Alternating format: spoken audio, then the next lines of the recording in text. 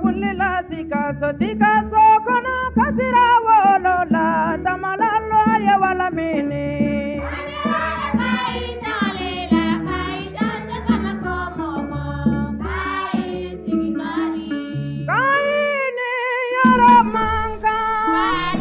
Kamada poineti kanubagaw ambe aw bɛɛ fo ka aw waleɲuman dɔn dante foli min na fɛn fɛn sɔgɔn bɛ an ka bɔlɔlɔ sira bɛɛ lajɛlen na ka daminɛ an ka page Facebook la ka taa se chaîne YouTube ma fo ka taa bila TikTok ou Instagram an bɛ aw fo ka aw waleɲuman dɔn aw bisimila aw ka jamukan mandi kɛnɛ kan an bɛ to ka min ɲɛnamaya aw ye ni jamukan min sen fɛ ni an bɛ dɔgɔkun kibaruya bɛɛ lajɛlen fara ɲɔgɔn kan ani kana maa dɔ wele ni maa min ni a hakili juru caninen don kosɛbɛ faso in jɔliko hakilinaw la n'o tɛ maa wɛrɛ ye n'o ye Bugumabɛle Jawara ni bɛɛ lajɛlen b'a dɔn maliyɛn bɛɛ lajɛlen ka maa dɔw bi ka sababuya kɛ a bɛ baara min na a bɛ jamanaden bɛɛ lajɛlen ka baara la a maliyɛnden bɛɛ kan ka exemple ta ale de la walasa jamana in bɛ cogoya min na a cogoya bɛ se ka falen cogoya min na o siratigɛw la n bɛna kuma di a ma bamananw ko kuma ma ɲi da kelen na a bɛ se ka folikan kɛrɛnkɛrɛnnen bila o la an bɛ sɔrɔ ka na don an ka bi babu kɔnɔ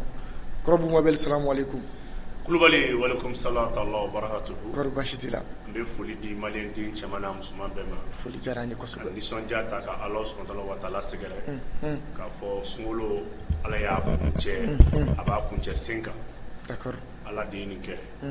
Ala ye waati mun da an ma sunkalo kɔnɔ. Ala k'o kan an ma jurumu yafa ye. Ala k'o kan ye baraji belebele. Amina ya rabi Allah. Bɛɛ k'a fɔ an bɛ se k'a fɔ o kumana bi kɔni nin bɛna kɛ an ka sunkalo kɔnɔna émission laban ye. C'est samedi o samedi de an bɛ sigi. An bɛ dugawu kɛ o sunkaloba in fana kɔnɔ k'a fɔ aw san bɛɛ fatigi Ala batigi Ala. Ala ka jamana Ala k'a suma. Ala ka jamana Ala k'a basigi. Ala ka jamana Ala k'a jidi. Transition fanga maa o maa Ala k'u bɛɛ sankɔrɔta. Maliden mana kɛ yɔrɔ o yɔrɔ Ala ka bɛn ani kelenya sabati an ni ɲɔgɔn cɛ. Ala k'an don da kelen fɛ k'an bɔ da kelen fɛ. Ala k'o k'a ka Ala yɛrɛ kama.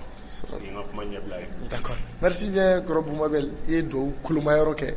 an yɛrɛ b'i yɛrɛ fo kosɛbɛ Ala ka i yɛrɛ mɛn an kɔrɔ Ala k'i bolo mɛn i ka baara la ka d'a kan i bɛ faso jɔ la. D'accord o tɛmɛnen kɔfɛ an bɛna boli ka don an ka babu kɔnɔ ni an ka babu fɔlɔ ni o bɛna boli RFI ani France 24 an ka jamana ɲɛmaaw ni u ye olu bali a mɛnna u ka kunnafoniw cari an ka jamana kunnafoniw cari ka sababuya kɛ u bɛ ka to ka kunnafoniw cari kunnafoni min bɛ ka na ni gɛlɛyaw ye an ka jamana kɔnɔ hali bi o ko bɛ ka gɛlɛya a ko juru bɛ ka jan kankankanki an bɛna an da don o babu la ni ka o walawala o tɛmɛnen kɔfɛ an bɛna an da don MINUSMA ni ale bɛ diɲɛ jɛkuluba min bɛ yen ni u b'a fɔ o ma ko ONU ni ale y'o bolofara ye bolofara min ni o bɛ an ka jamana kɔnɔ yan bi ni u nakun kɔrɔ Bugumabɛle an bɛna an da don o la k'o fana walawala o tɛmɛnen kɔfɛ ni o ye an yɛrɛ ka wari ye Mali wari Mali kura wari kura o dilanni ko kuma an bɛna an da don o fana la o tɛmɛnen kɔfɛ dɔgɔkun tɛmɛlen bɛɛ lajɛlen y'a ye k'a fɔ ko banbacilamaw maa murutilen ninnu u ye banbaci wale ta ka anw ka kan saba sɛgɛrɛ ni o y'an ka finitigilakaw ka kan saba ye ka daminɛ Sevare ka taa bila Bafufo ani Ɲɔnɔ la an bɛna an da don o babu fana la ni ka o walawala o la n b'a fɔ e ka ka partage kosɛbɛ bɛɛ lajɛlen yɛrɛ bɛ kɔrɔ Bugumabɛle ka analyse ninnu dɔn cicogo t'aw la u tɛ ci n'a y'a bila yɔrɔ min na dɔrɔn a bɛ yen de d'accord kɔrɔ Bugumabɛle ɲɔni an ka don an ka babu kɔnɔ tile fila in na kunnafoni dɔ bɛ ka munumunu kunnafoni ni u ko ko a bɔra ambassade des États-Unis yɔrɔ ni o ye Américains ka ambassade ye k'a bɔra o yɔrɔ ko olu b'u ka maa o maa bɛ yen wa jamanaden o jamanaden bɛ yen ni o bɛ ba Maliba kɔnɔ k'u k'u kɔlɔsi nin dɔgɔkun kɔnɔ ni o bɛ bɛn weekend ma ko nin weekend in na ko attentat dɔ tun bɛ jamana in kɔnɔna kan Bugumabɛle ni kunnafoni bɔlen jamanaden maa caman bɛ yen olu hakiliw bɛ ka wasi maa dɔw bɛ yen olu sirannen don dɔw jɔrɔlen don kɔrɔ Bugumabɛle ni kunnafoni min bɔra ni o bɔra ambassade des États-Unis yɔrɔ yala an bɛ se ka mun de minɛ ni kunnafoni kɔnɔ kɔrɔ Bugumabɛle. Kulubali ka ɲininkali ɲɛna kosɛbɛ u bɛ nin fɔ kuma caman n'i ye an dɛmɛbagaw jateminɛ kuma bɛɛ u b'a fɔ ko menaces bɛ yen mais u t'a bɔ yɔrɔ fɔ u bɛ piscoses créer an k'a dɔn hali bi olu bɛ ko caman kalama an ka kow la an k'a dɔn hali bi an bɛ fɛ k'an bolo b'u la cogo min na an kana kɛ ten an k'a dɔn à tout moment kɔlɔlɔ min b'a an kan a barika ka bon kosɛbɛ olu ka to yan u kan ka kɛ an ka laɲini belebele u kama olu bɛ ko dogolen na olu bɛ Ala jɔyɔrɔ la bi parce que non u bɛ fɛn fɛn kan ka kɛ olu de b'a bɛɛ dɔn maa tɛ dɛ olu yɛrɛ ha olu de b'a bɛɛ dɔn n'o tɛ e ko k'i yɛrɛ sɔrɔ sisan e bɛ jamana mun kɔnɔ e n'o jamana service renseignement ma se ka jɛ ka baara kɛ e ko wa ko e ka mɔgɔ minnu bɛ yan n ka mɔgɔ minnu bɛ yan u bɛ nafa dɔ de la yan u bɛ nafa dɔ la donc ninnu ye kow de ye kuma caman u bɛ ninnu fɔ u yɛrɛ axe yɛrɛ déterminer ka bɔ nin yɔrɔ in na ka na boulevard Lerba ka na RN nin sira in na i bɛ bɔ yan fɛ a dɔn ta bɔ ta anw jigi ye Ala dɔrɔn de siga t'a la Ala kɔrɔba an jigi ale di ko bɛ tigi c'est vrai que ko in gindo bɛ Ala de bolo siga t'o kuma la fiyewu ko in gindo bɛ Ala de bolo u kan k'a planifier yɔrɔ min na o dɔnnen don u kan kɛ yɔrɔ min na o dɔnnen don wa Ala kelen ani sunkalo in bonya kama nin bɛ kɛ fiɲɛ de ka tɛmɛ d'accord a bɛ kɛ fiɲɛ de ka tɛmɛ kɔrɔbɔ mobile i bɛ fɛ k'a fɔ ko jamanaden si kana jɔrɔ maliyɛn den si kana jɔrɔ nin na maliyɛnw k'u hakili sigi dɔrɔn k'a dɔn Mali bɛ Ala ka bila de la bi alhamdulillah fɛn min bɛ nin ko kɔfɛ a bɛɛ y'u yɛrɛ hakilina de mɔgɔ si hakilina tɛ u yɛrɛ hakilina de d'accord u yɛrɛ hakilina de don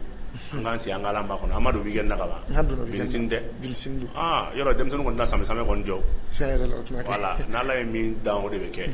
voilà d'accord merci bien kɔrɔbugu mabel i bɔra ka jamanaden bɛɛ hakili sigi nin waati in na nin waleya ko in na d'accord o la an bɛna don an ka babu fɔlɔ kɔnɔ ni o bɛna tali kɛ RFI ani France 24 olu balila ni u b'u ka kunnafoniw cari anw ka jamana kan kɔrɔbugu mabel an ka jamana ɲɛmaaw fɛ o kɛra a mɛnna dɔɔnin o kɔfɛ an y'a ye k'a fɔ hali bi u bɛ ka continuer ni ka u sen don an ka jakow la o don na an ka autorité de la communication olu bɔra ni o ye Hake ye olu bɔra ni ka a yira k'a fɔ ko u balila pewu yɛrɛ de k'u tɛ kunnafoni ta anw ka jamana kɔnɔ ni k'a cari bilen kɔrɔbugu mabel ni kuma min fɔra a gɛlɛyara Faransi ma kosɛbɛ Faransi ye kumana Faransi autorités kumana an ka jamana ɲɛmaaw fɛ ko u k'u ka nin décision ye k'u ka reconsidérer ni o kɔrɔ ye ni k'a jateminɛ kura ye ni k'a réexaminer kɔrɔbugu mabel nin waleya min bɛ sen na yala e yɛrɛ ka propre analyse ye mun ye nin waleya in kan Kulubali san ɲɔgɔn de bɛ k'a den an ye Faransi de ladege Ukraine ni Russie guerre daminɛlen Faransi fɔlɔ la ka mun kɛ kunnafoni minnu bɛ se ka kuma tiɲɛ fɔ k'ale sɔsɔ olu de datugu ale ɲinɛna o kɔ dɛ i ye Russie ye ka plainte don wa i ye Russie ye ka résister wa parce que u b'a dɔn k'a fɔ ni jɔda foyi t'olu ka kɛlɛ la réalité b'olu yɛrɛ bolo parce que satellite b'olu bolo sanfɛ mais u bɛ nin kɛ farafinna jamanaw de la parce que u b'a dɔn k'a fɔ fo maliyɛnw k'a dɔn ko Faransi médiaw français yɛrɛ t'a lajɛ Faransi média jamanaw bɛ yen français yɛrɛ t'a lajɛ RFI France 24 TV5 i bɛ taa Faransi ka segin ka na i ta ye ko caman bɛ kɛ Mali la yan i bɛ taa ka Faransi chaîne de Faransi Faransi marabagaw tɛ sɔn abada français yɛrɛ ka bɔ a kalama k'u bɛ ka dɔ ka dugu tɔɲɔ ta hɔrɔnw bɛ Faransi dɛ Faransi population ye hɔrɔn jamana de dirigeant ninnu de est-ce que b'a kalama olu yɛrɛ de bɛ mɔgɔw tɔɲɔ n'o tɛ association bɛ Faransi u bɛ fɛn dɔw dénoncer kuma dɔ la ka bɔ hakili ma tiɲɛ don gilet jaune y'o dɔ ye voilà bon n bɛ kuma kelen f'i ye RFI France 24 i mana Faransi bolofara fɛn fɛn gɛn n'i ma ninnu gɛn parce que diɲɛ Faransi yɛrɛ tigɛlen don ni média saba in na parce que a ɲɛsinnen don Afrique de ma ɲɛsinnen don Afrique de ma Mali filɛ ka nin min kɛ nin Faransi jɔrɔlen don ni kana kɛ modèle de bɛɛ bolo parce que dugu bɛɛ de tɔɲɔnen don RFI ni France 24 bolo dugu bɛɛ de tɔɲɔnen bolo o de y'a kɛ an bɛ hakika nin décision in fo quoi Hake ye décision ta ka autorisation b'u bolo n'o ye d'exploitation et d'établissement ye k'a minɛ u la a b'i kunna fiɲɛ turukala bɔlɔlɔ est-ce que b'a kalama ja nɛgɛjuru siraw a si kana tɛmɛ a si kana tɛmɛ donc ninnu ye kow de ye min bɛ jamana ka souveraineté yira Jean-Yves Le Drian bɔra ka kuma u ka mɔgɔw bɔra ka kuma mais u k'u ka position reconsidérer u k'u sigi u ka dɔrɔn k'u miiri comme u yɛrɛ k'u bɛna plainte la don Hake kama an b'a sigi k'o kɔnɔ ni mɔgɔ dɔ bɛna e bɛna kuma da loi t'i bolo un organe de presse se permet ka taa mɔgɔ dɔw ɲininka terrain kan une ONG se permet ka rapport dɔ di presse ma ka sɔrɔ a ma tɛmɛ n'a ye sariya fɛ ka examiner k'a lajɛ Human Rights o de bɛ taa ka taa enquête lankolon kɛ ka seereya jugu ɲini ka mɔgɔ i bila ka seere saratɔ ya bon seerew bɛ sara i b'a la k'i da i deli ka radio so ka seere sara n b'i sara ka kɛ seere ye donc olu bɛɛ kɛra an y'o ye maliyɛn armée malienne mana exploité seerew bɛ sara a dɔw 30 euros 40 euros 50 euros 100 euros ça dépend de la gravité u bɛ nin bɛɛ kɛ ka taa kuma fɔ dɛ homme blanc tɔw bɛ ka t'i jɔ ko homme blanc nin tɛ mɔlɔla ko ye han tɔw bɛ t'i jɔ ko homme blanc i nana wali jamana kan ko wa ko mɔgɔ dɔw minɛla olu minɛlen ko Mali sɔrɔsiw ni homme blanc na ka se k'a don mɔgɔw kunna dɔrɔn k'a fɔ anw ye dugu wɛrɛ mɔgɔ de wele an bɛ ka taa an balima n'an sinjiw faga an b'an sigi k'o lajɛ cogo di o guerre de communication parce que gɛlɛya dɔ de y'an ka autorité sɔrɔ quoi maliyɛn faama ma barika kun don kunnafoni la quoi parce que fɛn dɔ de b'anw fɛ yen an b'a fɔ ma ko la politique de désordre o de b'anw fɛ yen o politique de désordre o base ye dénigrement de ni n b'a la a ka ɲi ni n bɔra la foyi ma ɲi wa b'u yɛrɛ jateminɛ o de tɔgɔ média dɔw bɛ yen u b'o d'an ma parce que olu fana ye média de désordre de olu fana tɛ dɔrɔn ɲɛ ni désordre tɛ donc an yɛrɛ ka taabolo de u b'o de ta k'o médiaw de d'an ma même gouvernement yɛrɛ i t'a sɔrɔ ani kunnafonidila dɔw de bɛ baara kɛ minnu b'a sago fɔ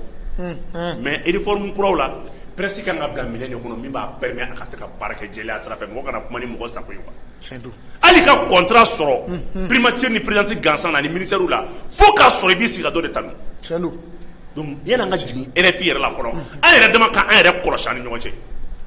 journal bɛɛ bɛ kuma c'est pour cela an ka politiciens kɔnna politicien ba fɔlɔfɔlɔ ninnu i t'a sɔrɔ radio ni télé b'a bɛɛ bolo radio fɔlɔ fɛn fɛn licence bɔra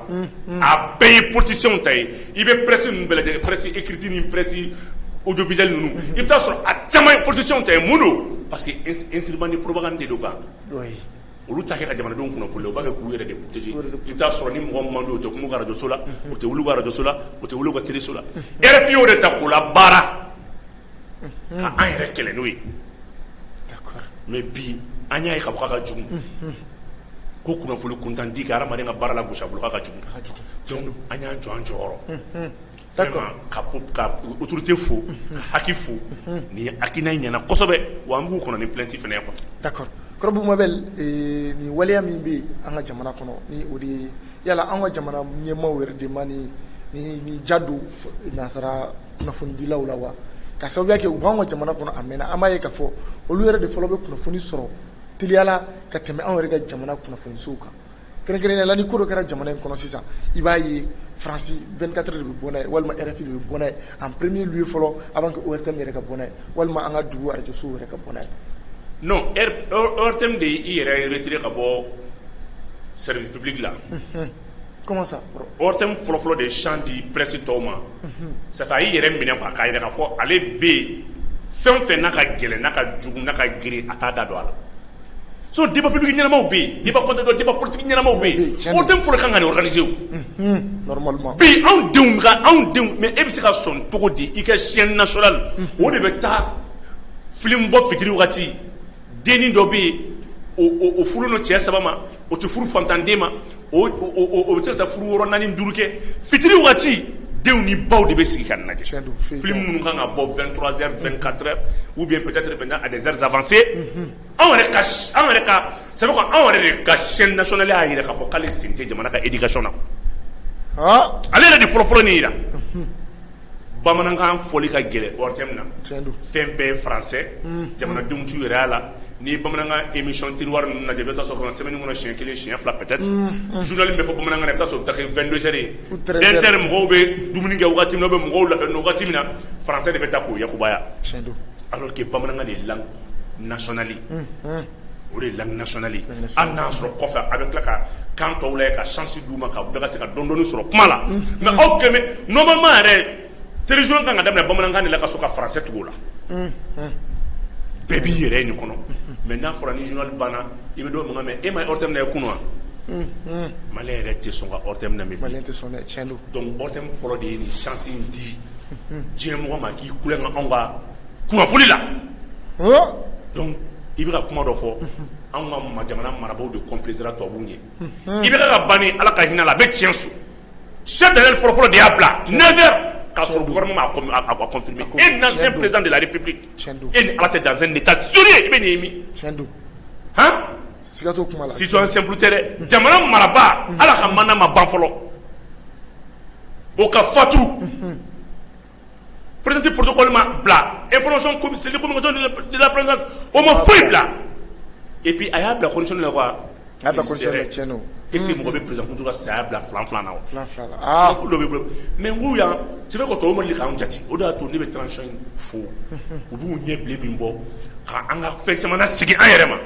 fɛn min n'an kun y'a kɛ bolokɔfɛ fɛn n'an kun y'an yɛrɛ lagosi bi an bɛ k'an yɛrɛ bila o minɛ ni o hɔrɔnya minɛ kɔnɔ a ka jugu dɛ wa a b'an sɛgɛn kosɛbɛ a b'an sɛgɛn kosɛbɛ mais an ka courage ta kɔrɔbugu mabel i ka kuma o ye tiɲɛ kosɛbɛ ka d'a kan waati yɛrɛ tɛmɛna an balima minnu bɛ yen ni olu bɛ faransi ni ko dɔ kɛra jamana in kɔnɔ olu yɛrɛ de bɛ kɔn k'i wele fɔlɔ karisa mun ko mun bɛ mali la an tulo b'a la ko nin bɛ yen nin bɛ yen i b'a fɔ i jɔn ka taa télé lajɛ walima journal ma bɔ fɔlɔ dɛ i jɔ ni journal sera an bɛ kunnafoniw sɔrɔ ten cogoya la d'accord mais an ɲɛ b'a la bi alhamdulillah depuis ni gɛrɛntɛ sigira RFI ani France 24 da la an y'a ye k'a fɔ dɔgɔkun tɛmɛlen u ye kunnafoni dɔ bila ni o ye gosi charnier ko la u ye fɛɛrɛ kɛ ni ka o ja min ni o bɛ bɔlɔlɔ sanfɛ u y'o ja kelen de ta ni k'o bila u ka télé so fɛngɛ image arrière plan na an y'a ye k'a fɔ o la u b'a jira k'a fɔ an ka autorités ye barrière mun da u ɲɛ a bɛ ka baara kɛ a bɛ ka baara kɛ a bɛ ka baara kɛ a bɛ ka baara yɛrɛ de kɛ a bɛ e ka jateminɛ kɛ armée ma ta ka renseignement armée ye image mun ta yan'a ka authentifier k'a tiɲɛ n'a nkalon na a y'a da ka presse fɔlɔ de mais e ka bi kunna Mali armée tɛ sɔn abada k'a ka kunnafoni ta k'a d'a ka ordre fɔlɔ ma fɔlɔ a tɛ sɔn abada munna ninnu ta terrain sanfɛ ka t'u ka mɔgɔ lajɛ munna a t'an ka journalistes fana bila munna diriba tɛ mɔgɔw lawuli ka taa charge in lajɛ Mali presse yɛrɛ fana lawuli mais ça veut dire quoi a bɛ mun de tiɲɛ aw ye n'a fɔra ko diriba yɛrɛ maintenant c'est des officiers olu de bɛna tenue ka bɔ k'u ka kunnafoni di o de bɛ bɔ ka micro ta k'a ka kunnafoni di mais aw ma presse yɛrɛ considérer n'o tɛ depuis nin bɛ kɛ yɔrɔ min na RFI ni France 24 b'a fɔ mission fila fɛn fɛn taara presse kun kan ka ninnu accompagner a bɛɛ la dɔwɛrɛ tɛ dɛ la presse nationale ORTM kun kan k'u accompagner ka taa k'a bɔ image min sɔrɔla ni nin y'an yɛrɛ ta ye a kun fɔlɔw filɛ nin an tɔw bɛ sɔrɔ k'o relayer ka baara k'o kan d'accord merci bien kɔrɔbugu mabel hakili la faamuyali caman sɔrɔla i ka nin walawalali na France 24 ni RFI ka balina ko in na o la an bɛna boli ka don an ka babu filanan kɔnɔ joona n'o bɛna tali kɛ MINUSMA kɔrɔbugu mabel MINUSMA ale ye jɛkulu ye jɛkulu min ni ONU bolofara don ni a b'an ka jamana in kɔnɔ a bɛ waati caman bɔ depuis kɔrɔnfɛ gɛlɛya in daminɛna ni mabaci wale ɲɔ ɲɛna anw fɛ yen u nana sigi ko u bɛna bɛn ani kelenya sabati d'accord kɔrɔbugu mabel maa caman ma faamuya sɔrɔ MINUSMA ka naliko la ani MINUSMA bɛna baara min kɛ anw ka jamana kɔnɔ maa caman ma faamu kɔrɔbugu mabel an bɛ fɛ i k'a walawala dɔɔni yala MINUSMA yɛrɛ nakun ye mun ye Mali la u ka baara kan ka kɛ mun ye anw kan ka mun résultat de sɔrɔ u ka baaraw la Kulubali bi de n bɛ kuma bɛɛ f'i ye ka nɔgɔ bɔ a la i ka abonné maa ma sɔgɔlen don bamada.net la a kɛra sira o sira ye a ye nin lamɛn a tɛ tɛmɛ nin kan a y'a partagé buna hadamaden ni m'i dɛmɛbaga jɔyɔrɔ dɔn e yɛrɛ t'i yɛrɛ ta yɔrɔ dɔn tiɲɛ don maa min b'i dɛmɛ f'a ka n'i dɛmɛ min b'i jɛ ale kan k'o de dafa tiɲɛ don dɛmɛ kɔrɔ de y'o kosɛbɛ k'i ka fɛn d'i ma ou bien ka fɛn k'i ye ou bien ka fɛn nɔgɔya ye min se t'i ye ou bien min b'i jɛ Kulubali mission des Nations Unies mun de don a bɛ dabɔ mun kama a bɛ taa ni minimi a ka taa dugu jumɛn na Nations Unies ka mission deuxième guerre mondiale bannen kɔfɛ ni SDN ko banna u nana ka na Nations Unies sigi ka miiri a ka kun fɔlɔ a sigira mun kama fɔlɔ ko dugu kelen ka n'i sago kɛ a yɛrɛ ka mission esprit ba ye nin ye setigi kelen kana t'i sago kɛ bɛɛ la n'o kɛra an ka jɛ k'o tigi kɛlɛ o de y'a kɛ ni gɛlɛya bɛ dugu minnu na mission ninnu bɛ taa Nations Unies ka mission fɔlɔfɔlɔ la a ka mission fɔlɔfɔlɔ kɛra Égypte fanfɛlaw ye ne ma fili mais a ka cotisation na jɔn kun jɔyɔrɔ ka bon n'a bɛɛ ye o de tun ye Japon ye o don Japon de tun ye première puissance économique ye o y'a sɔrɔ États-Unis kun tɛ Kulubali nin baara in cotisation bɛɛ nin yɔrɔ de bɛ d'i ma n'i ka puissance yɛrɛ niveau ani i jɔyɔrɔ ani ka classement ye diɲɛ bɛɛ de bɛ jɛ 193 pays bɛɛ de bɛ wari fara ɲɔgɔn kan donc k'a fɔ ko anw ni diɲɛ o tɛ dɛ anw ye diɲɛ dɔ de anw ye nin mission ɲɔgɔnna caman kɛ Mali première mission tun ye ONUC de ye o kɛra peut-être dans les années 62 63 64 ne ma fili Kulubali mun de Nations Unies ka mission an bɛ don min na ko bi mun de don a dabɔra de puissance minnu bɛ yen ka fara ɲɔgɔn kan ka taa olu ka intérêt défend fantan jamana dɔ la ka taa dugu dɔ bɛ yen dugu min n'a y'a sɔrɔ puissance dɔ ka intérêt menacé len don ou bien a ye kɛlɛ dɔ boloda aw fɛ yen a kɛra rébellion ye a kɛra djihadisme ye a kɛra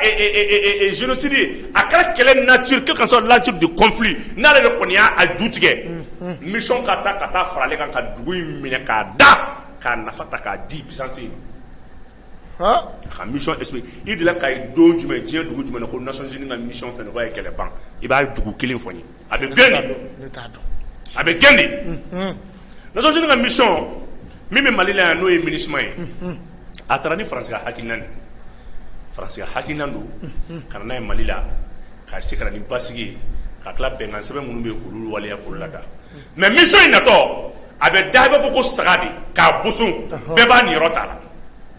n'i y'a ta k'a lajɛ mission in nafa fɔlɔfɔlɔ ye mun ye i bɛ mobili fɛn fɛn MINUSMA bolo avec marque Nissan de o ye mun ye parce que véhicule bɛɛ attribué don japonais la donc ale b'o di location na donc o wari bɛ don ale kun n'ale y'a di location na ni san 5 dafara o bɛ kɛ i b'a fɔ ko sous forme de vente o bɛ bɔ yen mobili kura wɛrɛ bɛ na tugun o tɔ to a bɛ mobili in bɛɛ marque Nissan de ka ca a tɔw bɛ se ka kɛ location bɛ kɛ fan wɛrɛ fɛ mais a bɛɛ bɛ Japon de ka bolo kan MINUSMA ka mission filanan n'o o ye taji ye o marché bɛɛ talen don k'o di Faransi de ma taji ni mobili bahu ye avion fɛn fɛn bɛ ka kɛ a bɛɛ de bɛ di Faransi de ma o de y'a kɛ i b'a ye k'a fɔ terroristes tɛ manqué carburant na u tɛ manqué ji la u tɛ manqué foyi la ni mobili ninnu tɛ fu ye u tɛ dayɛlɛ u tɛ foyi o de y'a to carburant ko gɛlɛya tɛ terroristes n bɛ taa ni walada ye b'a walawala ye dɔɔni donc n'o bɔra yen fɛn min y'a pankuru ko ye n'o ye avion ye o mission bɛɛ talen don k'a di Europe de l'Est ma n'o ye Russie Biélorussie o de y'a to i bɛ avion fɛn fɛn i b'a bɛɛ pilote olu n'a ɲɔgɔnnaw ye donc Nations Unies ka mission dalen don tan de mais joli de don san o san joli bɛ don a mission ninnu na 500 milliards de bɛ don a la 16 missions de Nations Unies o de bɛ diɲɛ kɔnɔ Nations Unies ka mission bɛ yen a ka mission dɔw bɛ yen o ka ca ni san 40 ye bi n bɛ misali d'i ma yɔrɔ kelen Beyrouth Liban Nations Unies ka mission bɛ yen ça date de 1973 Congo ye 26 ans ye Haïti o bɛ sɔn ka taa peut-être une vingtaine d'années o tɛ n kun na donc maliyɛnw mana fɔ MINUSMA san 9 ma ko ka ca n'i ye su ye k'a fɔ ko n kɛrɛ jara i wulidon de fɔ de ye MINUSMA bɛ yan fo babu fo an yɛrɛ k'a fɔ ala ka fanga d'an ma don min an yɛrɛ ka wuli k'an jɔ a ka mission filanan ye mun ye a nana dugu min kama n'o ye Faransi ye san o san Nations Unies yɛrɛ bureau ba la n'o ye DPG n'o ye États-Unis kalo 9 olu de bɛna évaluation kɛ mais yan'u nana n'u ye évaluation kɛ o temps kɔnɔ kɛlɛ min b'aw fɛ yen o kɛlɛ nature o de bɛ juguya yan'a renouveler kuma cɛ o de y'a kɛ i bɛ ka nin kuma minnu fɔ attaque bɛ Bamakɔ karibaw kɔnɔna la a ma bali na parce que fɛn na bɛnnen ye nin kuma ninnu ye ka aw papa ka aw labɛn ka aw bila a bɛ fɔ nin de ma ko la température sur le terrain u ka mission d'évaluation na n'u nana nin na u n'u ka service de renseignement de bɛ na MINUSMA fɛ service de renseignement b'a la o service de renseignement bɛ Mali faamaw Mali wɔridunaw Mali zonw gɛlɛya minnu bɛ Mali kɔnɔ olu b'u renseigner kan k'o faciliter k'o kɛ pression ye autorités kan walasa k'olu ka mission renouveler n'u nana pour que ka nafa filanan fana di u bɛ so minnu kɔnɔ u bɛ jateminɛ de kɛ faamaba minnu bɛ yen u b'olu ka so de ta location na ni min ye 20 valeur ye u b'o ta 2 millions 4 millions pour que hali n'a fɔra ko ka taa don min na e bɛ kɛlɛ kɛ i ni parce que i bɛ taa sɔrɔ nanfɛnw de fana bɛ e bolo ale ni nangolonko caman b'i bolo nanga dumuni caman b'i bolo olu bɛ wuli k'u jɔ MINUSMA a b'a nafa dɔn donc o y'o ye a ka mission laban ye mun ye a bɛ mission humanitaire fana kɛ a bɛ taa jamanadenw bɛ yɔrɔ min na a bɛ taa dɛmɛ don olu ma walasa olu k'a fɔ k'a kana taa siga t'o la o de fourage segi ninnu ni merci baludi ninnu ne bɛ ka mun f'i ɲɛna terroristes bɛ ji bɔ min u bɛ kɛlɛ kɛ yɔrɔ min na kɔlɔn tɛ yen ji tɛ yen foyi tɛ yen mɔgɔ de bɛ taa ji d'u ma kungo kɔnɔ tiɲɛ don mɔgɔ de bɛ taa ji d'u ma mɔgɔ de b'u la balo kungo kɔnɔ mɔgɔ de b'u ravitailler kungo kɔnɔ donc mission dabɔra mun kama ka Faransi ka intérêt défend fo ka taa se a sɔrɔ don ma k'a ji bɔ n'o banna don min na o mana bɛ san 20 san 40 san 50 san 60 ma o ye MINUSMA ka mission bannen MINUSMA nana nin de kama MINUSMA ka vision ye nin de MINUSMA tɛ yan k'a fɔ ko ka Mali bɔ sumaya mission onusien ma deli ka diɲɛ dugu si sumaya mission onusien bɛ na de puissance mun bɛ yen ça dépend n'a y'a sɔrɔ terrorisme de b'aw fɛ yen i b'a ka fɔ terrorisme u bɛ attaque multiplier n'u ka contrat ban kuma sera u ka contrat bɛ ban juin i ma ye yɔrɔ tɛ ka to bilen yan tile tɛ ban dugu kɔnɔ ka dɔgɔ u bɛ yɔrɔ bɛɛ gosi ka don ɲɔgɔn na aw tɛ taa fan nafa foyi sɔrɔ ko la Américains nana o de la sisan ka na se Assimi ma ka évaluation baara boloda u nakun de sera quoi u b'a f'i ye ko non négociation a bɛ renouveler diyagoya wa gouvernement tɛ se ka foyi ko la fo ni jamanadenw wulila k'u jɔ. D'accord. Kɔrɔbu Mabel n bɛna se o yɔrɔ ma jamanadenw bɔra a boulevard la i yɛrɛ tun bɛ a don bɛɛ lajɛlen ka ŋaniya kɛra mun ye ko mandat u ka mandat n'o ye MINUSMA ye ko a kana renouveler k'an k'u gɛn k'u ka taga mais premier ministre taara CNT ɲɛkɔrɔ an y'a ye k'a fɔ a y'a jira k'a fɔ ko MINUSMA ka mandat bɛna renouveler Kɔrɔbu Mabel nin kuma in kɛra kamanagan kuma ye kamanagan ko ba jamanadenw yɔrɔ ka d'a kan jamanadenw ko jamana ɲɛmaaw b'olu de ka baara la olu ka laɲini ye min ye jamana ɲɛmaaw y'o contraire fɔ Kɔrɔbu Mabel jamanadenw ko k'olu bɛ se ka mun de kɛ walasa MINUSMA n'u ka gɛrɛntɛ jugu ani Faransi u ka janfa jugu min bɛ anw ka jamana kɔnɔ a bɛ se ka jɔ cogoya min na. Gouvernement yɛrɛ y'o mun fɔ gouvernement ka a b'a ka rôle de kɔnɔ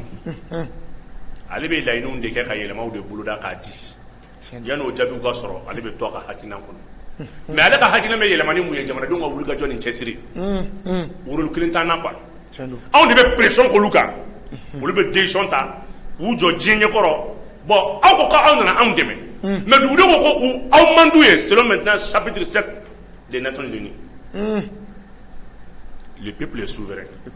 e mana hakilina ta cogo cogo ka na ne bolo anw minnu ye mission d'accueil ye anw minnu ye pays d'accueil ye anw minnu bɛ mission accueil anw de b'a fɔ aw nana an dɛmɛ nin san hakɛ kɔnɔ an b'a ɲini aw fɛ a ka dɔ fara kan hali bi kɛlɛ kunnamana ka jan mais o tɛ kɛ dɛ Faransi de b'a ɲini MINUSMA fɛ ou bien MINUSMA de b'a ɲini k'a b'a ka mandat renouveler kɛlɛ ma kɛ n tɛmɛli ma kɛ diyagoya wa tiɲɛ yɛrɛ la a kɛra diyagoya donc Sogɛli ye kuma min fɔ o ye Sogɛli b'a ka rôle de kɔnɔ et c'est normal a bɛ fɔ tan de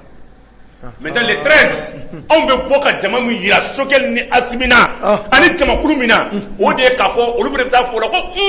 an ko aw ma ko anw y'a kɛ tan mais ja jamanadenw lafiyalen tɛ alors que nous on est issus de ce peuple là de ce pas peuple là donc notre légitimité maintenant vient de là le gouvernement tire sa légitimité maintenant a bɛ bɔ peuple de là donc o de b'olu permettre k'u ka décision yɛlɛma maintenant an bɛ jɛ ka kɛ kelen ye. C'est une manière d'inviter la population k'a dɛmɛ Sogɛli ye kuma min fɔ a bɛ fɔ duguden hakilima de i ka wuli k'a fɔ e de b'a na fɔ ale ye sisan i ye kuma min fɔ o tɛ ne lafiyalen tɛ d'accord donc k'a f'i ye a y'a ka kuma fɔta de fɔ an kan ka baara min kɛ o de ye le 13 ka bɔ diɲɛmɔgɔ ka ye MINUSMA a tɛ to yan wa tant que an ma continuer o fɛ n'ala ye min si jɔ k'a lakali o b'a lakali fo k'an san ti lafiya MINUSMA ka mission ti dɔwɛrɛ ka Mali minɛ k'a di Faransi ma f'a k'a sago bɛɛ sɔrɔ a k'a sago bɛɛ sɔrɔ 20 000 éléments de bɛ yan 1500 polices de bɛ a la a tɔ bɛɛ sɔrɔsi i tɛ miiri yɔrɔ si ma anw tɛ yɔrɔ min na ko MINUSMA tɛ yen ONG minnu bɛna ka na k'u b'anw dɛmɛ n'olu bɛna ka na ONG humanitaire n'olu bɛna enquête ni aide humanitaire kɛ olu de bɛ rapport ta k'a di mission onusienne fana ma nin gɛlɛya de bɛ yen kiriko gɛlɛya de bɛ yen foro mankan de bɛ yen dugudenw diminen don justice kɔrɔ de la donc n'o nana o la u bɛ dugudenw encourager k'u lamɔ k'u former dans ce sens là denni m'a finna vidéo sanfɛ bɔlɔlɔ kan ko ko olu de min yɛrɛ posé tɔgɔ la ko MINUSMA ninnu de b'a kɛ wa mais cɛnin y'a fɔ a ka vidéo la a vidéo bɛ étoile sanfɛ a bɛ fan bɛɛ n bɛna tila ka t'o ɲini k'o lajɛ taa tila k'o t'o ɲini k'o lajɛ u b'a fɔ fan bɛɛ donc aw tɛ min dɔn ninnu de b'aw dege o la donc chaque fois u ka service de renseignement bɛna pression kɛ aw kan parce que u bɛ min don aw ka jamana sanfɛ parce que ninnu tɛ contrôler olu de bɛ fɛnw ta mobile la olu de bɛ fɛnw ta moto la olu de bɛ jiw ta olu de bɛ carburant di n'u b'i ka jamana sanfɛ terrorisme fara rébellion kan chaque fois a tɔ bɛ yakuba parce que besoin fɛn fɛn bɛ yen olu de b'a bɛɛ ravitailler tiɲɛ yɛrɛ la MINUSMA kan ka bɔ an ka jamana kɔnɔ n'i bɛ MINUSMA dɔn i tɛ e k'a fɔ Allemagne ye tan ne ko Ukraine mankan bɛ MINUSMA taara yan i ye mission onusienne ye yan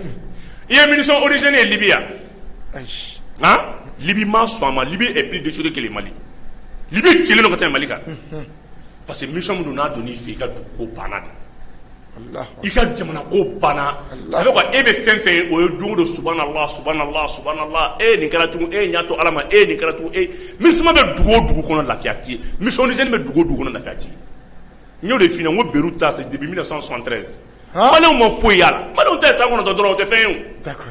Cro, les dates me boulot que tu m'as dit paye. Les 13 Bekabo. Malien bédien fond Bekabo. Quand il a fait gouvernement na kanya ta on ministre mana. Kanya ta on ministre mana. Fait que tout ministre mana we kele nyai. E ka fo beneno do eta ko be fe ministre mana ta fa ko ayi. E ka fo beneno munu ba on ga fe ngona. Même ça les klendi ma de. D'accord, globila. Ta korvar mission onisane ta korvar. Bagbo ko we ko malien te kala. Ko Mali gendarmerie Mali police te kala ko parce que quand il joue là quand ta Alassane Dramane wata deme. Parce que c'est très bien que on y met choix de Kéo. Quand on a une mission onusienne 10 ans qu'on a, Mali contingent politique gendarmerie Keleta. Il m'a sorti pour la politique gendarmerie Keleta. Parce que bas donc président Beba donc a fait mission onusienne mission politique de. C'est pas une mission militaire. À tête du Soumaya, à tête du Bobolola, à tête du Baski, à Mandeli Kanani bien franchi. D'accord. Koro o famna kosobe. Voilà. Akila famiyali chama sorlanna. Malien koro bu mobile ko koni an bebe fe. Minisma u ka bo an ga jamana kono kan ga je an ga bo an ke go kono kulu kele le 13 mai kan ga bo. Kan ga jongo soro boulevard la wala sa e ka ira an ga fama wala ko minisma an ga jamana kono to anyi kada ka on ni jamana tigi an faso denw ni jamana tigi. D'accord. O temene ko fe an bɛ boli kana don an ka babu sabanan kɔnɔ kɔrɔbu mabel ni o bɛna tali kɛ an yɛrɛ ka wari mali wari kɔrɔbu mabel mali wari ko in hali bi maaw tɛ k'a faamu maaw bɛ ka ɲininkali kɛ ko mun de la k'a bɛ ka sumaya ko mun na k'a tɛ ka kɛ kɔrɔbu mabel an bɛ fɛ i ka mali wari an bɛ se ka na ni an yɛrɛ ka mali wari cogoya min na ani a bɛ se ka kɛ wagati joli kɔnɔ i ka jateminɛw dɛ ka d'a kan i tɛ expert ye a ko la tɛ kosɛbɛ d'accord. Kana fɔ mali wari dɛ. I b'a fɔ an ka wari. An ka wari. Mali wari kɛra échec di. O de tun ye franc malien. N'o ye franc malien ye. Maa si tɛ se ka bɔ nɔgɔ la. Ni m'i ka yɛrɛ ka wari ou bien k'i dɛnnen bɔ mɔgɔ la wariko la. CFA bɛ feere anw ma de. Anw bɛ CFA san de. CFA ye billet de min ma reconnu sur les marchés financiers. Mɔgɔ si t'a dɔn hali Banque mondiale tɛ CFA dɔn. Hali Banque mondiale tɛ CFA dɔn. Ayi mɔgɔ si tɛ CFA dɔn. Faransi dɔrɔn de bɛ CFA dɔn. Wa Faransi yɛrɛ min bɛ CFA dɔn, Faransi tɛ sɔn hali k'a tigɛ maga CFA la. Il y a un activiste français tout récemment. Alors k'a bɛ taa ka amende, u y'a taxé k'a bɛ taa ka amende sara CFA la. Muso k'a ma k'a tɛ sara ko mais ko eputakaw de b'a dilan. A kɛra mankanba ye a kun filmeli bɛ réseau fan bɛɛ fɛ. K'a tɛ sara CFA man ɲi dɛ. Tubabu yɛrɛ ko ten ko CFA man ɲi. O y'a fɔlɔ-fɔlɔ ye. Filanan ye mun ye? Wari ani nafolo tɛ kelen ye. Nafolo de bɛ wari garanti. Nafolo ye mun ye? I ka dugu jukɔrɔ nafolo ani ka jamana hɛrɛ o de bɛ fara ɲɔgɔn k'o kɛ nafolo ye. K'o kɛ wari ye. Wari garanti. O de bɛ kɛ ka wari garanti kɛ. Maintenant Mali ye ni ɲɔgɔnna exploit kɛ o Mali binna o. En 8 ans Modibo Keïta ye ni ɲɔgɔnna kɛ ka avancer en 1962. O wagati kelen Musa Tarawele bɛna wagati min na u lieutenant Musa Tarawele nana wagati min na lieutenant Jala b'a la 62 wagati Musa taara koli dɔ kunbɛn Guinée port la a fɔra ko pied d'urgence kun don ko Mali armement dɔ kun don mais wari de kun b'a kɔnɔ n'o ye Mali wari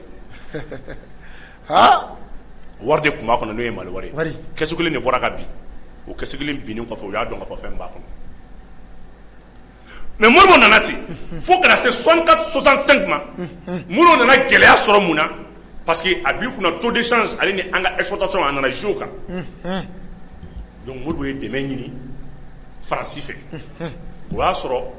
UEMOA de tun bɛ yen UEMOA tun tɛ quoi union monétaire de kun don union des états tun tɛ quoi c'était union monétaire d'accord donc Faransi ye laɲini damadɔ kɛ Modibo fɛ o kelen de bɛ sen na fo kana se bi ma a ko n bɛ laɲini saba k'i fɛ fɔlɔ-fɔlɔ ye mun ye option communiste i b'i sen b'o la communisme ka taabolo i b'u sen b'o la filanan ye mun ye ça c'est le démantèlement des sociétés et usines de l'État En 8 ans, Modibo est 44 usines de sociétés d'État de créer. Oui. Sonarem, Somex, Énergie, Sonatam. Ko qui be ibi eta baka action bon bela kanin bi atanga nunu be ebe sanfo. Allahu Akbar. Frasimay. Iba donc un CFA est égal à un maliwari, un franc malien. Oui, a dévalué 65. Qu'a dévalué 50%. Donc 50 CFA est égal à 100 francs maliens. Oui, a dévalué.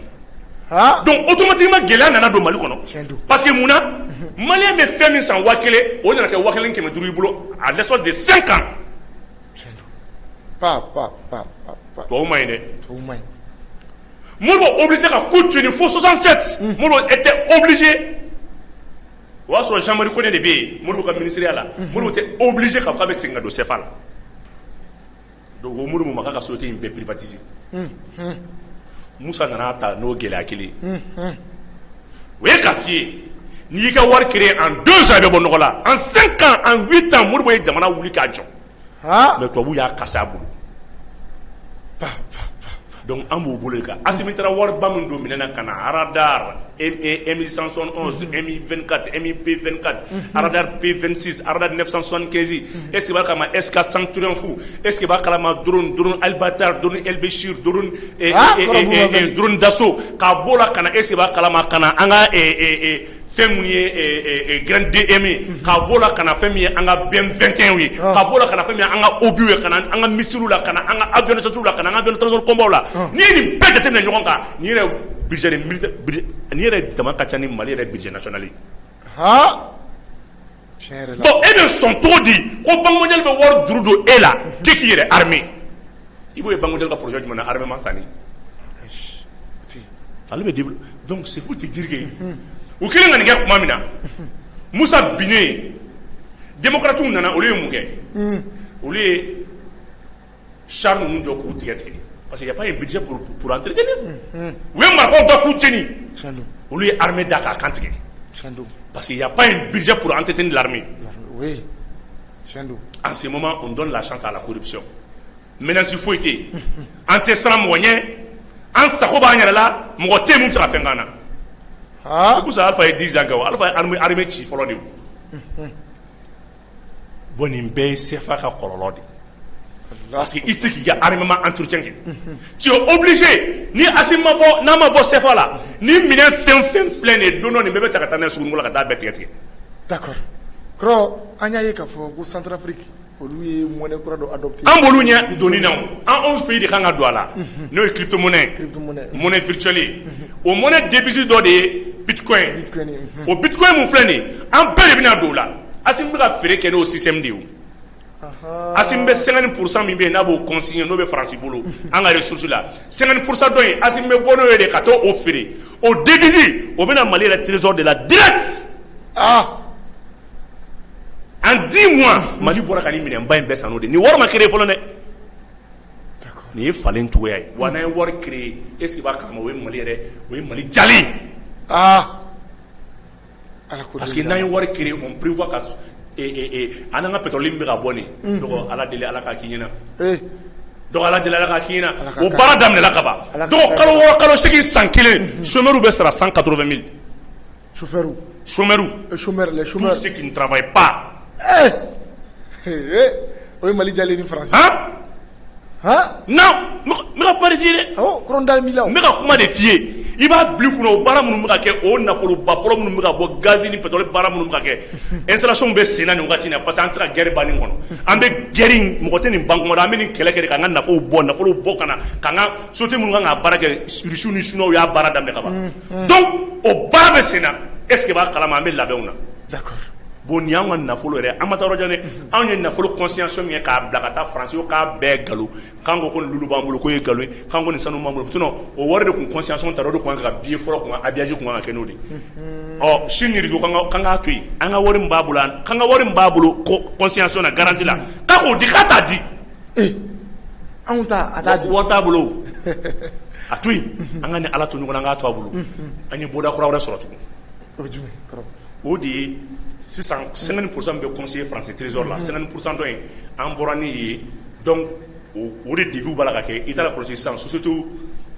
exploitateurs bɛ terrain sanfɛ u b'a la ka gaz ni pétrole ni fɛn bɛɛ point kɛ ale ni Lincoln ni cobalt ni lithium ni fɛn ninnu a bɛɛ point bɛ ka kɛ an tɛ Faransi kɔnɔ tugun anw bɛ ka mun de kɛ sisan n'an y'o de point kɛ sisan an b'o de consignation déposer o ka wari joli juru b'an na i b'o da dɔn 2000 milliards dette extérieure mɔgɔ kelen sɔrɔla k'ale b'o ta k'o di awɔ banna o wari labɛnna o bɛ ta k'o di maa kelen sɔrɔla awɔ an ka partenaire kelen donc monnaie mun don cɛ n dɔgɔ i bɛna fɛn ne minɛ i bolo la min ka girin i ye nafolotigi den de ye quoi Ala ko k'a ɲɛna i ye sanutigi den de ye anw bɛɛ Ala ye Mali depuis Kanku Musa an ka sanu bala ka bɔ fo sisan n'a banna Ala bɛ dɔ wɛrɛ k'a nɔnasi la n'an ka sanu bɔra Ala b'a fa tugun i y'o sanu bɛ ban de mais Mali sanu depuis 1400 depuis Kanku Musa k'a di Makan ma n ko an ye alikaba kɛrɛfɛla filɛ nin maliyɛnw ka terrain ba de bɛ yen an bannen ka taa nɔfɛ Kanku Musa ala a ye AMP mɔgɔw ɲininka Mali ye sanu mun na ta Kanku Musa ka fɛn na Makankaw ye jɔyɔrɔba de di Mali ma hali san maliyɛnw Mali autorité ma taa nɔfɛ dugukolo la wa dugukolo belebele de b'an bolo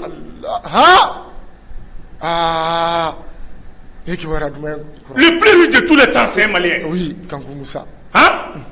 donc min ye fi ɲɛna Amérique du Nord Abubakar D o de y'an ka sanu ta yan kulun 3000 k'a bɛɛ fa sanu na ka taa n'a ye est-ce que kan ka fɔ k'e bɛ baara kɛ ni mɔgɔ wɛrɛ ka monnaie yan bon i tilala koyi fɛn bɛɛ point kɛra i bɛ bila euro ɲɛ parce que mois de juin euro bɛ bin o de y'a to France bɛ fɛ ka CFA dévaluer tugun depuis le 9 mars u kun y'a ɲini u ni BCEAO bɛ ɲɔgɔn na CFA dévaluation ko la Alassane Dramane Ouattara de b'a ko ɲɛma komi ale mankanɛ fɔlɔ donc sisan u bɛ fɛ ka CFA dévaluer pour ka euro maintenir parce que juin euro ka demande bɛ jigin parce que gaz bɛɛ bɛna san rouble la san i bɛ sigi wari la yɔrɔ ni guerre mondiale monétaire kana siga o la euro ni dollar e bɛ tila ka a fɔ k'i t'a dɔn CFA bɛ tila ka yɛlɛ a kan i sigi dɔrɔn k'a lajɛ bon euro tɛ se ka fɔ tun français fɔ tun k'a bɛ CFA garanti parce que euro yɛrɛ bɛ ka jigin donc bɛɛ de bɛ t'i dama san bɛɛ t'i ka wari la. d'accord kɔrɔ i ka nin kunnafoni ye kunnafoni jumɛn ye ala k'o k'an bɛɛ lajɛlen. o kɛra ka ban baara banna o. merci bien kɔrɔ o la hali bi an bɛ to an ka wariko hukumu kɔnɔna la jamanaden dɔw y'a jira k'a fɔ ko an ka wariko in k'an kan ka a sɛbɛn a kan bamanankan de la a fan dɔ kan k'a sɛbɛn a kan bamanankan na ko an ka wari don fan wɛrɛ la an bɛ se k'an ka partenaire dɔ fana ka kan sɛbɛn ni dɔw y'a dangani a kɛ anglais komi i n'a fɔ russe mais yala e hakilina ye mun ye o kuma kan. non wari fɛn bɛɛ sɛbɛn wari o tɛ lajɛ o wari giriya de bɛ lajɛ mais gɛlɛya fila de bɛ wariko la ni m'i ka intégrité recouvrer u bɛ se ka don ni phobie y'i kun u ye de kɛ Guinée la en 1958 Sékou Touré kelen après la conférence de Bandoyi Sékou Touré kelen k'a fɔ ko bon k'ale bɛ to franc ale b'a ka franc créer France hali sini CEDEAO ma sɔn ka plaindre France ka ma nin na mais mo Guinée c'est le pays le plus riche en sous-sol Guinée ɲɔgɔn Guinée ye dugu de ye i bɛ dumuni kɛ n'a binna a bɛ falen ala tellement k'ale ye dugukolo barika bauxite ni fɛn yiri ninnu na yiriɲɛji ni fɛn ninnu na non o to yen Guinée ɲɔgɔn tɛ yen o mais France ye phobie de fa avion na ka taa fili Guinée kɔnɔ ka inflation créer Guinée ka gɛlɛya don Guinée ka sɔrɔ hali gɛlɛya kun tɛ yen donc ni m'i ka territoire sécurisé anw bɛ bolo na ko bi n'an ma Kidal Tombouctou Gao ka se ka sécuriser an b'an ka wari bɔ yɔrɔ min na u taa avion de fa ka phobie kala don na c'est pour cela monnaie fiduciaire an b'o de créer monnaie mun valeur bɛ tali kɛ warimisɛn ni wari biye la ka tila ka a dilancogo ɲuman dugu min bɔra a nɔfɛ n tɛ n'o tɔgɔ f'i ɲɛna mais n'o ye wari dilan sécurité dan de y'ale ta ye a tɛ tɛmɛ o kan Assimi tɛ taa tan koyi tiɲɛ yɛrɛ la a tɛ taa tan dɛ Assimi bɛ jamana in jɔ c'est que fo maliyɛnw k'a dɔn k'a fɔ est-ce que i b'a kalama minnu sara ka sɔrɔ u ma mali duman ye fo ala k'a k'u ye baraji ye arijinɛ la k'a fɔ ala kɔni y'anw si dɔgɔya anw ma se ka nin ye mais ja anw kun ye jamanatigi den de ye ala b'u don arijinɛ la k'a sababuya kɛ tɔɔrɔ min dar'u kan mali minɛ kɛ ko di. d'accord kɔrɔ merci beaucoup n b'i fo k'i waleɲuman dɔn i ka nin analyse in na hakili la faamuyali caman sɔrɔla la o la an bɛna boli ka don an ka baabu laban kɔnɔ dɔgɔkun tɛmɛlen kɔrɔ attaque ba 3 kɛra anw ka jamana kɔnɔ min ɲɔgɔnna famana ka kɛ yan ni o ye ka yɔrɔ 3 attaque ɲɔgɔn fɛ waati kelen ni o bɛna tali kɛ an ka jamana k'a daminɛ Sevare ka taa bila Ɲɔnɔ la fo ka taa se Bafo ma an y'a ye k'a fɔ ko Bamancilakaw ye Bamancila waleya ta ni ka nin yɔrɔ 3 ninnu sɛgɛrɛ ni o ye an ka finitigilakaw daga yɔrɔw ye a kɔrɔ nin kɛra mɔgɔw kamana ganna maaw ko yala est-ce que janfa jugu dɔ tɛ nin kɔfɛ wa sinon finitigilakaw bɛ se mamurudilenw bɛ se ka wuli cogo di ka nin yɔrɔ saba bɛɛ cibler en même temps heure kelen cogoya di kɔrɔ. ne m'a fɛ yen na ko ni contrat ban ma sera n ko u bɛ nin de kɛ wa. bon nin contrat fila de bɛ ka ban ɲɔgɔn fɛ Barkhane ni MINUSMA donc attaque barika bɛ bonya kosɛbɛ. ne k'i ma à chaque fin du contrat nous on subit maintenant ces genres d'attaques. aw t'a jateminɛ de o fɔlɔ fɔlɔ ye MINUSMA dɔrɔn de mais ni Zeni ni MINUSMA ni Barkhane de. donc deux contrats a bɛɛ volet militaire b'a la e tɛ se k'i kɔ don o la ten nɔgɔya la o. bafo kan kɔnɔ hélicoptère tun bɛ yen MIP 24 nin mɔgɔ t'a dɔn ka tun bɛ yen o. mɔgɔ t'a dɔn ko hélicoptère tun bɛ yen o mais n ko Wolkati y'a visé de k'a jɛ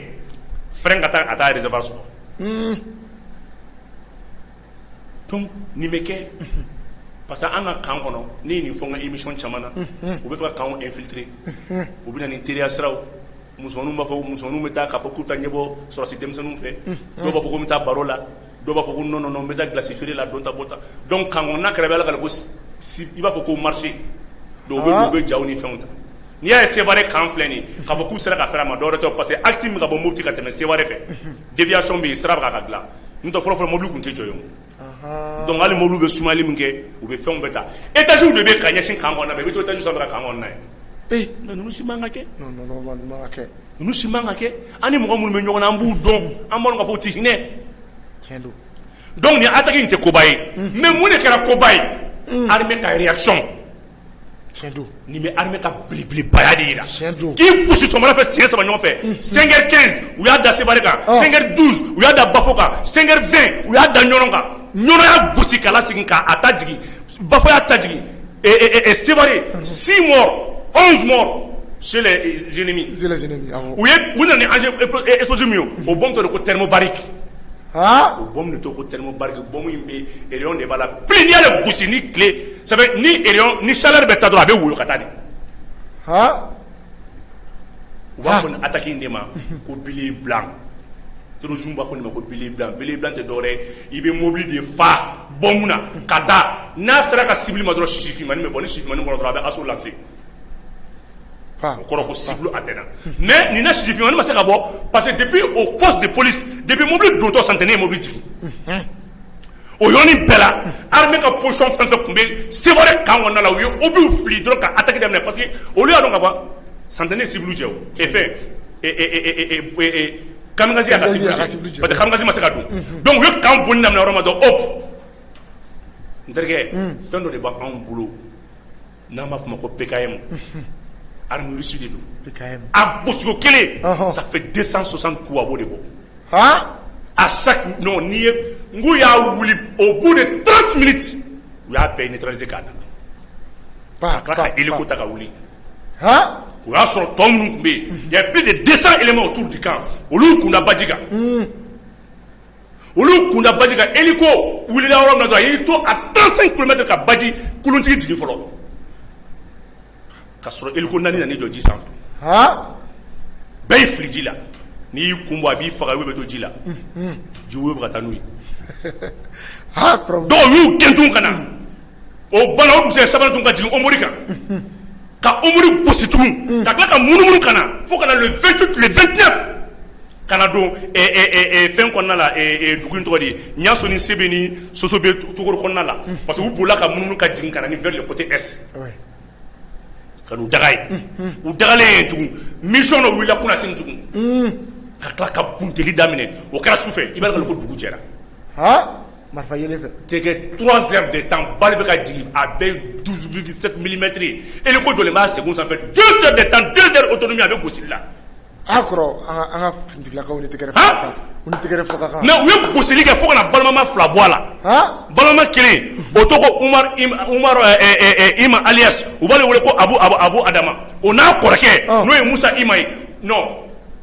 o yɔrɔnin bɛɛ la u boli ka na Turukunbe ka munumunu ka na fɛn min ye Walo olu 2 furancɛ la tuma min na ka taa ni falen don bombe na o y'a sɔrɔ armée ye renseignement bɛɛ sɔrɔ bombe min tun bɛ yen c'est plus d'1 tonne de charge hélico y'a bugɔ ni tasuma yɛlɛ mulitɔ ye armée yɛrɛ y'a dɔn ko nin tun ye bombe faso de o yɔrɔnin bɛɛ la ka 12 personnes jigin yen fɛnɛ tugun ka don le 29 su la ka munumunu ka fɛn min ye Kayi kɔnɔna mara in bɛɛ lajɛ ka taa fɛn fɛn kun bɛ moto 5 6 a bɛ k'a bɛɛ gosi ka taa an bɛ na duguma est-ce que b'a kalama portage bɛ duguma fɛnɛ ka yɛlɛ ka taa arasage la an ɲɛ bɛ gosili kɛ sanfɛ cogo min na portage b'a ramasser duguma a bɛ b'a gosi sanfɛ portage b'a ramasser duguma ka dugu jɛ k'a ban pewu kunu le 29 baara banna pepe Mali finitigilakaw ye cɛ ye k'a ban pewu France bɛ wala ko charnier su bɛɛ ta nin bɛɛ distraction de ye quoi k'an na maintenir an ka ɲinɛ an ka fɛn kɔ quoi non tiɲɛna kɔrɔ foli kan ka di an ka finitigilakaw ma pa an b'o la kuma min na fɛnɛ tugun o waati kelen tugun il y avait maintenant un monsieur il parle des armements a bɛ an dafa dugu dɔ de fɔ fulakan dɔ de fɔ o fɛnɛ b'a la k'a bɛ infiltrer ka don KO base 103 kɔnɔna la k'a bɛ taa an ka avion dɔ fɛnɛ gosi o y'o minɛ ale bɔra Bakɔrɔ ka di ale mais n ko fan bɛɛ de sécurisé don ne mana labanko jugu dɔw ye a ka radar dun radar de ye nin bɛɛ ye radar de ye nin bɛɛ ye mais depuis est-ce que b'a kalama sofara ta bana kana ombori bola ye an nana don Irima kɔnɔ Irima ka jingana turugun walo salo kana don dugu in tɔgɔ di soso bɛ mara kɔnɔna la ka yen bɛɛ bunte ka jigin kana ka tila ka yɛlɛn tun ka yɛlɛn ni kayi sanfɛlan fan ye kana jɛma ni fɛn fanfɛla la n'o a tɛ se ka lakali a bɛɛ mission kelen de ka taa pa ni radar tɛ nin se ka kɛ cogo di tiɲɛ yɛrɛ la radar ninnu u nafa yera non c'est vrai malien ka sabali sa ni armée ɲɔgɔn tɛ sɔrɔ tugun sa une armée pleine de morale soudée unie engagée ni ko c'est vrai ni ye tile kelen ni sɔrɔsiw ye tile kelen opération kɛlɛtigi mana tile kelen ne ma taa gosili kɛ yɔrɔ dɔ la a bɛ kule ka kasi de a bɛ commandement ɲininka ko fɛn tɛ yan u bɛ to mankan de la kungo kɔnɔ ten fo mɔgɔw k'u ka sabali u tɛ se ka tile kelen kɛ n'u ma yɔrɔ dɔ gosi quoi fo ka tile kelen n'u ye tile kelen tɛmɛ dɔrɔn mankan de bɛ wuli commandement bɛ tila ka deli de ka dɛsɛ tɛmɛ kɛ morale bɛ yen tiɲɛna olu ye kɛlɛtigi ye kuma na ko kɛlɛtigi kɔrɔ de ko n ta ye n ka kɛlɛ n sa fɛn min kama mɔgɔ minnu satɔ bɛ yɛlɛ wala ka sa ils sont fiers heureux ni clochard dɔw minnu sigi u bɛna mananakan fɔ mɔgɔw ma i fa tɛ kɛlɛkɛlaw ba tɛ kɛlɛkɛlaw i bɛna mananakan fɔ mɔgɔw ma d'accord kɔrɔ waati b'a fɛ an tɛ mita to tan d'accord kumakan laban jumɛn b'i bolo ka ɲɛsin jamanaden bɛɛ ma kɛrɛnkɛrɛnnenya la an ka finitigilakaw u ka nin baara ɲuman ninnu hukumu kɔnɔna la donc an bɛ samɛ da armée anw bɛ sogoko ni sagako ni tɔntɔnko la waati min na dɔw t'a dɔn min bi anw denw bɛ k'a fɔ waati min na ko selimafiniko bɛ cogo di dɔw n'u fa tɛ ka ɲɔgɔn sɔrɔ téléphone hali sisan dɔw bɛ yɔrɔ min na réseau tɛ sɔrɔsikɛ de bɛ a muso n'a den to ye jamana kama n y'a f'i ka plateau kan yan n bɛ segin k'a fɔ n tɛ se k'a fɔ la sɔrɔsi tɛ sa ka samɛ kɛ Mali armée a da u kɔ ye k'a da u musow ye k'a da u balimaw ye k'a da u fa n'u baw ye u n'u ka kan ka samɛ da armée cɛ n'a muso bɛɛ ye ka samɛ da Mali porteur bɛɛ ye ma porteur bɔ porteur la bɛɛ n'a jɔyɔrɔ don protection civile mɔgɔw olu bɛ Gao ni wagati in na Gao tɛ zone rouge ya u bɛ Tɔnbukutu polisi bɛ Gao polisi bɛ Tɔnbukutu polisi bɛ Koro polisi bɛ Bankasi Osoforo bɛ nin yɔrɔ bɛɛ la doyen bɛ nin yɔrɔ bɛɛ la tabarikala donc n bɛ fɛn dɔ f'i ɲɛna bi a bɛ denmisɛnninya dɔ jateminɛ bere finman b'a la bilenman b'a la nuguji b'a la mais i bɛ taa sɔrɔ bere juru bɛɛ ye finmani ye o kɔrɔ ko ninnu bɛɛ ye cɛ kelen den de armée bɛ fa la armée bɛ ba la nin sin kɔrɔ dɔ ye i bɛ bere juru finmani min ye o kɔrɔ ko anw bɛɛ bɛ fa la anw bɛɛ bɛ ba la a tɛ tɛmɛ o kan kɔrɔ ni sɔrɔsikɛ taara kɛlɛkɛyɔrɔ a muso bɛ kalifa don gendarmerie ni polisikɛ de la walasa ka minɛn san ka d'a ma doyenkɛ de b'o wari ladon n'a den accident kɛ sapeurs-pompiers de b'o ta k'a ka kungo lakalan eaux-et-forêts de b'o baara kɛ n'a a mɔgɔ ko ka bɛ bin jamana kan o bɛ minɛ ka taa bila yɔrɔ min na surveillant prison de b'o baara kɛ tentigi bɛɛ bɛ fa la tentigi de bɛ ba la mission in bɛɛ bɛ taa laban mun ma ça c'est la défense de l'intégrité territoriale effectivement o don ka foli k'u ye ka samɛ daw ye ka i yɛrɛ fo kɛ ka f'i yɛrɛ samɛ ala ka émission in ala k'a caya ala k'an ka sigili caya an ka technicien Fimanba in an bɛ foli k'a ye ala k'a jɛ ala k'a jɛ kɔrɔ merci i ka foli la an bɛ i yɛrɛ fo kosɛbɛ ala ka san caman yira ani i yɛrɛ la an ka waati caman kɛ ka ni jamukan ninnu kɛ ɲɔgɔn fɛ d'accord an lajɛlikɛlaw ni ne kun ye aw tulo garisɛgɛ ye sanga waati in na Bamada.net sanfɛ ani Kɔrɔ Buguma Bɛl aw denkɛ don aw balimakɛ don Saliya Basi Kulibali ka bɔ Bamada.net kan aw k'an bɛn sigi wɛrɛ wasalaam